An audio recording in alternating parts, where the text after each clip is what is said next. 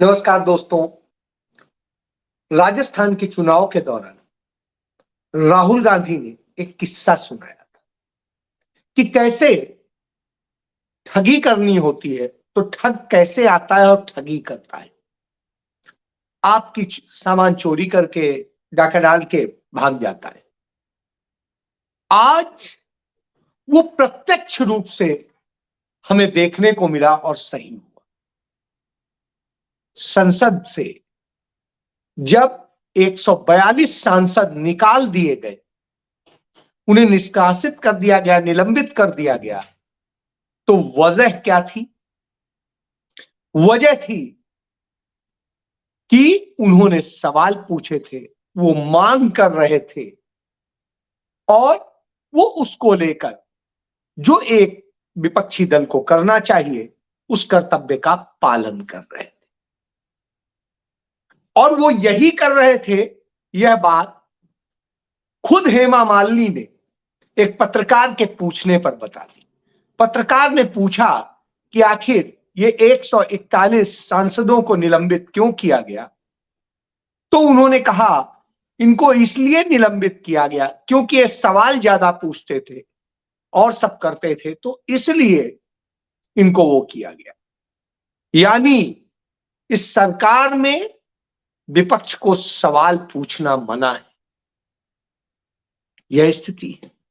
फिर इनके यहां कैसे महिलाओं के साथ में किस तरीके से भेदभाव होता है, किस तरीके से उनके साथ व्यवहार होता है, इस बात को संसद के अंदर दौसा से जो एमपी हैं, उनकी महिला एमपी हैं, उन्होंने मान लिया और बोला और चेयर से इस बात को कहा कि किसी पे क्या कहें, सबसे ज्यादा भेदभाव तो हमारे यहां होता और हमारे साथ जैसे होता है। और उन्होंने वो अपनी पीड़ा बता दी। यानी आप समझिए कि जब विपक्ष तो है नहीं, तो साहब आपस में बात कर रहे हैं और वहां उनके मुंह से दर्द निकल गया, तो ये दर्द कमोबेश निकल ही आता है। और ये एक घटना नहीं, ऐसी बहुत सारी घटनाएं। तो आखिर राहुल गांधी ने कहा क्या था कि साहब दो ठग आते हैं, एक जो है आपको बातों में उलझाता है, दूसरी चीजों में उलझाता है, और तीसरा जो है मार के चला जाता है। कमोबेश यही हुआ। संसद के दोनों सदनों से विपक्ष के सांसद निलंबित कर दिए गए। उनमें कई ऐसे सांसद हैं जो कभी भी शालीनता से अतिरेक कभी व्यवहार करते ही नहीं, वो भी निलंबित हो गए। अब इन सबको निलंबित करने के पीछे वजह क्या थी? क्योंकि दूसरी तरफ डाका डालना था, मनमानी करनी थी, ठगी करनी थी। और वो ठगी का उदाहरण मिल गया। सदन शुरू हुआ, इतने दिन हो गए थे, गृह मंत्री नदारद थे, बाहर जाने कहां कहां क्या क्या भाषण दे रहे थे, प्रधानमंत्री नदारद थे, वो जाने कहां कहां क्या क्या भाषण दे रहे थे, लेकिन सदन में आके नहीं कह रहे थे। क्या फर्क पड़ता था? आते, बयान देते, दोनों सदनों में चले जाते। उसके बाद में कोई बात होती तो उनके पास खुद मुद्दा नहीं रह जाता। लेकिन नहीं, आपका मकसद तो ये था ही नहीं। आपका मकसद था वो 3 काले कानून पास कराना, जिन्हें आप आपराधिक न्याय का कानून बनाकर लेकर के आए। और इन कानूनों में जिस तरीके से संशोधन करके किया गया है, एक तरफ तो कहा जा रहा है राजद्रोह हटा दिया गया, दूसरी तरफ उसी को नई परिभाषा में राष्ट्रद्रोह करके और किस तरह से परिवर्तित किया गया। वो जहरीले कानून है जो आपके जवान पे, आपके काम पे, आपके बोलने पे, आपके देखने पे, हर चीज पर पाबंदी लगा देते हैं।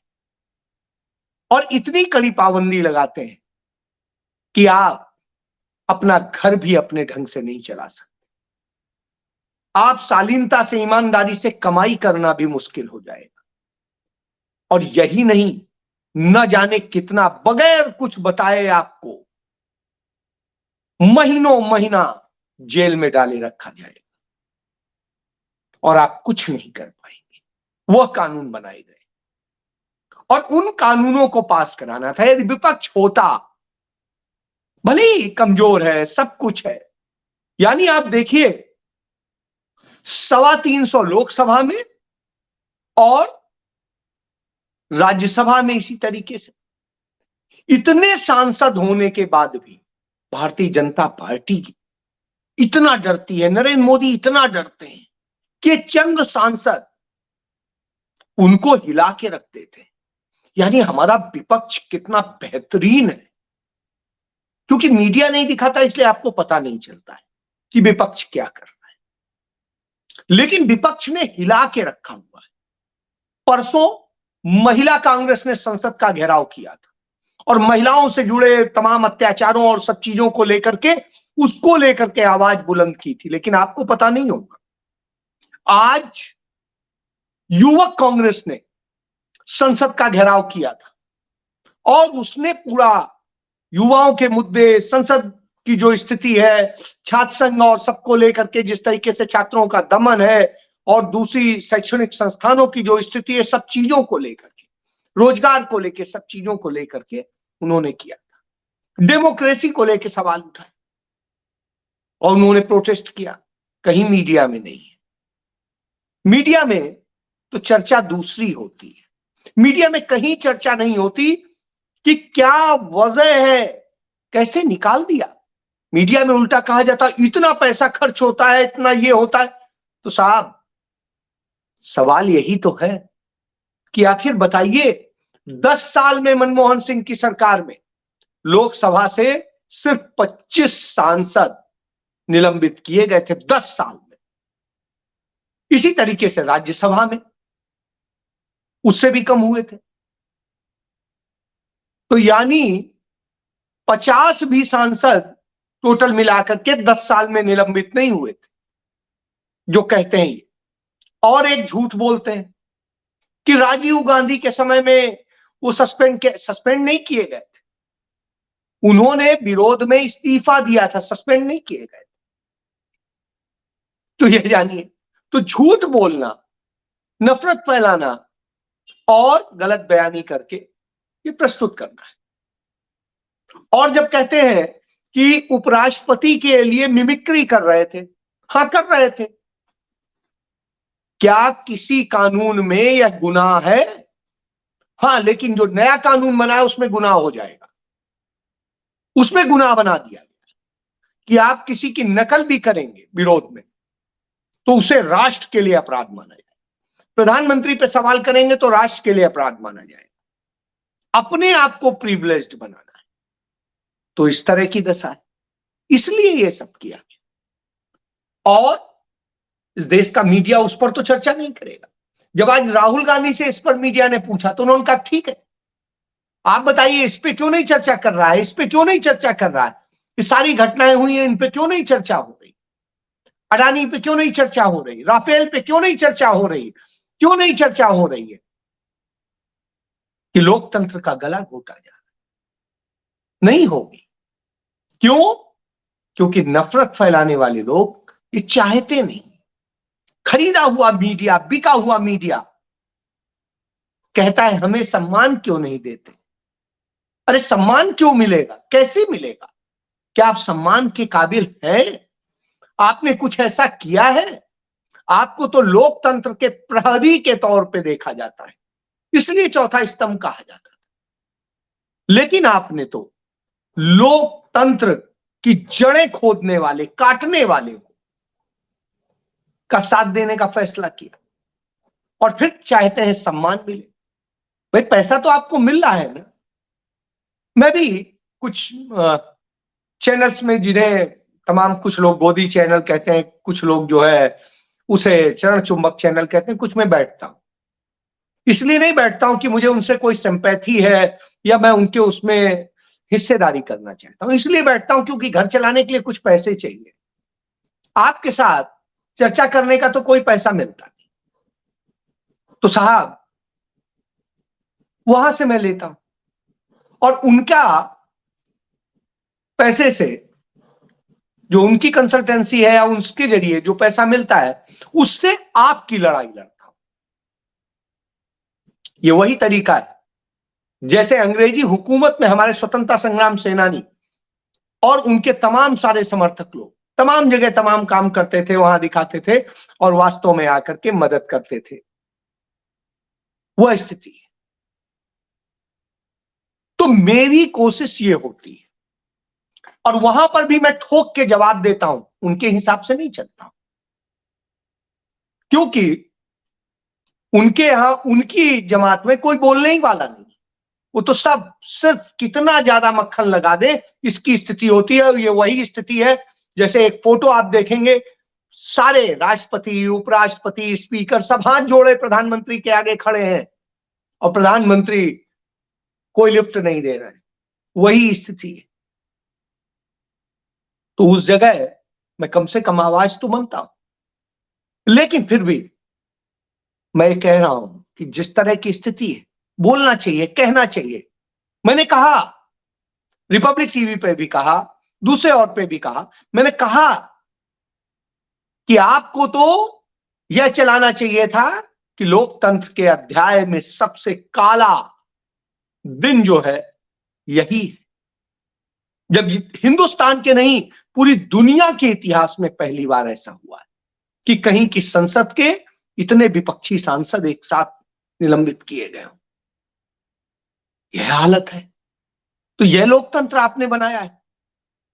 आप जब बात करेंगे तो दुनिया के इतिहास में ऐसी घटना नहीं मिलती, लेकिन इस पर खौलना चाहिए खून हमारे देश की जनता का, हमारे लोगों का, लेकिन वो नहीं खौलेगा। लेकिन कोई बात नहीं, आपका खौले ना खौले, कांग्रेस पार्टी का खौलता है, उनके युवाओं का खौलता है, उनकी महिलाओं का खौलता है, और वो जाकर के संसद का घेराव करते हैं, नारे लगाते हैं और सब कुछ करते हैं।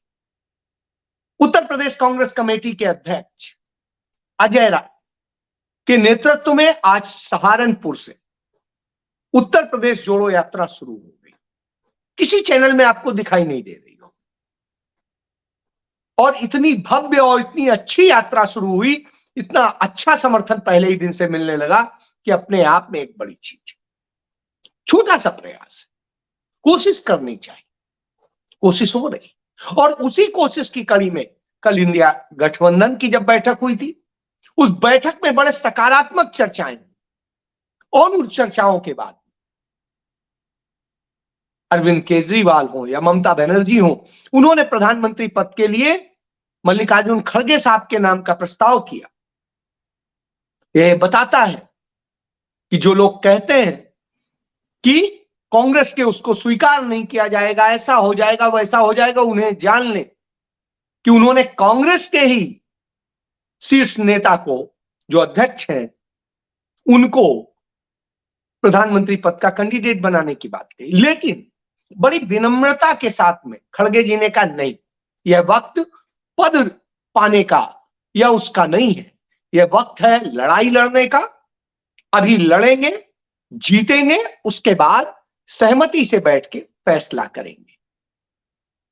आप सोचिए कितनी बड़ी बात।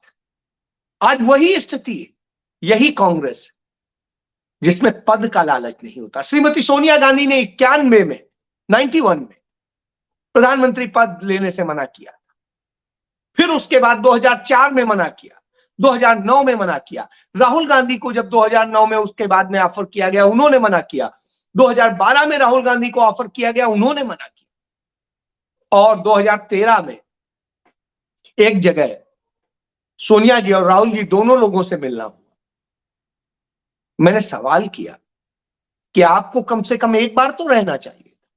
उनका क्या फर्क पड़ता है, पद से कुछ नहीं होता है, देश के लिए काम करने से होता है, और हम काम कर रहे हैं, सच्चे उससे कर रहे हैं। अब ये समझना जनता को है। हम बड़े सीमित संसाधनों में बताते हैं, क्योंकि हम सरकार का पैसा विज्ञापनों में नहीं बहाते, तो हम बता रहे हैं कि हम क्या क्या कर रहे हैं। हम अपनी फोटो के लिए नहीं करते हैं, अपने इश्तेहार के लिए नहीं करते। तो ये बड़ी बात होती है, ये सोच होती है। यही सोच बड़ा बनाती है, यही सोच स्टेट्समैन बनाती है, यही सोच संत बनाती है। तो जहां ऐसे नेता हो, निश्चित रूप से हमारे देश का भविष्य वही सुरक्षित होगा। और जहां पद के लिए देश बेच दें, देश की संपत्तियां बेच दें, अपनी फोटो के लिए लड़ें, अपनी फोटो के लिए परेशान हो जाएं, हर चीज में फोटो चाहिए, शौचालय पे भी फोटो चाहिए, खाद की बोरी पे भी फोटो चाहिए, फोटो चाहिए, मतलब किसी कोने में चले जाए वहीं फोटो चाहिए। आप ये सोचिए, बड़ा अजीब सा लगता है। मुझे आज मेरी बेटी ने बताया कि कल उसका एक कार्यक्रम था और सिर्फ इसलिए उसका कार्यक्रम रद्द कर दिया गया स्कूल का क्योंकि शहर में अमित शाह आ रहे हैं। तो अमित शाह आ रहे हैं तो उनके उसमें भीड़ होनी चाहिए, तो स्कूलों को डायरेक्शन हुए कि सारे टीचर और सब जो है पहुंचे। आप कल्पना करिए कि इस तरह की स्थितियां होती। क्या कभी इसके पहले ऐसा देखा था? मैंने तो नहीं देखा था। 30 साल के पत्रकारिता के कैरियर में मुझे नहीं कहीं दिखाई दिया, लेकिन आज देख रहा हूं, वो हालात देख रहा हूं। और साहब, इसी पे आऊंगा, एक बड़ी अच्छी चीज आज मेरे एक मित्र ने जो है भेजा मुझे कि देखिए तेलंगाना का मुख्यमंत्री देखिए। मैंने कहा क्या है? तो उन्होंने भेजा कि तेलंगाना का मुख्यमंत्री जा रहा था, कहीं किसी एक गाड़ी को कहीं रोका नहीं जा रहा था, किसी का रास्ता नहीं बदला जा रहा था, और वो गाड़ी मुख्यमंत्री की चली जा रही थी। एक जो मेटल डिटेक्टर और सबको चेक करती है और वो करती है सुरक्षा के दृष्टिकोण से, वो आगे चल रही थी, उनकी गाड़ी चल रही थी और उसके पीछे एक गाड़ी और, इसके अलावा कुछ नहीं था। सोचिए आप, ये होता है। तो फिर मैंने उनसे कहा कि मैं भी एक वीडियो भेजता हूं, और मैंने उन्हें हिमाचल प्रदेश के मुख्यमंत्री सुखविंदर सिंह सुक्खू का भेजा। उनका भी उससे भी कम, उनके पास तो एक उनकी गाड़ी, एक सुरक्षा की गाड़ी, तीसरी कोई गाड़ी नहीं। अब आप सोचिए, तो ये होता है, ये मुख्यमंत्री होता है।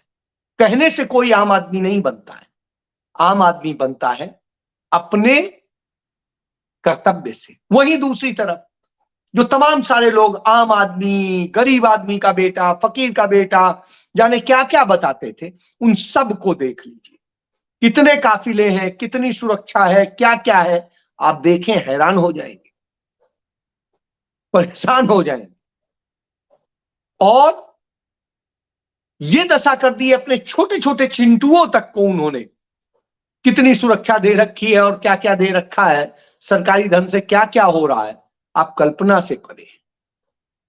तो वह दशा हो, सवाल बनता है। तो आज लेकिन सही दिशा में चीजें बढ़ रही हैं, आगे बढ़ रही हैं, जहां की बनेंगी बेहतर बनेगी। क्योंकि यदि कहीं समस्या हो सकती है तो बहुत बड़ी सीटों की समस्या नहीं, ज्यादा से ज्यादा जिन सीटों पे थोड़ा बहुत बहस हो सकती है, थोड़ा सा विरोध हो सकता है, वो सीटें मैक्सिमम 50 सीटें, मैक्सिमम। यानी फिर भी 545 में 500 सीटों पे बिल्कुल सहमति बन चुकी है। इसलिए परेशान होने की बात नहीं। अब जीत का ख्वाब देखिए, और जीतने के लिए किसी और चीज पे मत जाइए, किसी नैरेटिव पे मत जाइए कि आएगा ही मोदी, जहां पर भी वोट डालो जाएगा तो मोदी को। ये सब जितने भी कहानी है, इन सब से दूर हटिए। वास्तव में आप जहां वोट डालेंगे वहीं जाएगा, वोट कहीं इधर उधर नहीं जाता। यह सिर्फ बनाया हुआ ड्रामा है जिससे आप भ्रमित हो, डर जाएं, अपना वोट ना डालें या डालने ना जाएं, या आप ये सोचें कि कहां, चलो छोड़ो इनसे क्या। ये जानबूझ के किया गया, ये आरएसएस का ड्रामा है जो आपके दिमाग में फीड किया जा रहा है और आपके मुंह से कहलाया जा रहा है। इसलिए प्लीज सावधान होइए, अपने वोट का इस्तेमाल कीजिए और तैयार होइए लड़ाई लड़ने के लिए, क्योंकि लड़ाई आपकी है, किसी पार्टी की नहीं है, आपके हक की है, आपकी बात की है और आपकी है। तो अब आपको फैसला करना है, आपको किधर जाना है। जय